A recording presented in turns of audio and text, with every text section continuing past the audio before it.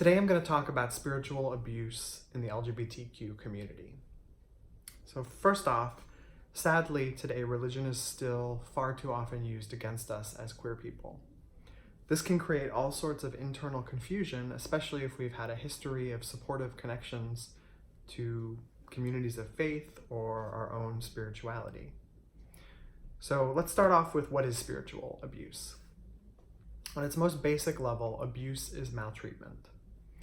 So this shows up in spirituality and religion when people in positions of authority misuse that power against us as queer people. So think about this. A young person comes out as queer or gay or trans to a leader of their church, and they are told that those feelings are unnatural or that they're going to go to hell because of who they are. While that queer person may be able to move away from that dysfunctional environment, they are going to be left with lasting effects of that kind of abuse.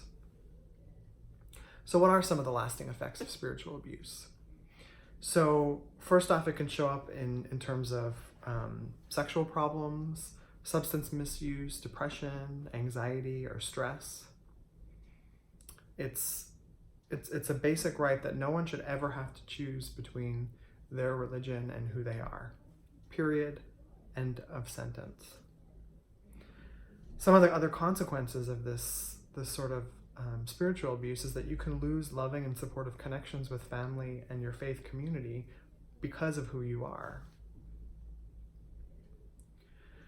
You can also feel alone in the LGBTQ community because so many people have been hurt by religion that they don't understand what your connection is with spirituality. So luckily there are some options. First of all, you can get some more support, find a counselor or therapist who is supportive and understands spiritual abuse. You can also find supportive communities of faith and spirituality so that you don't have to lose that practice or connection that you have with your faith or your spirituality. All right, hope this has been helpful. Have a great day.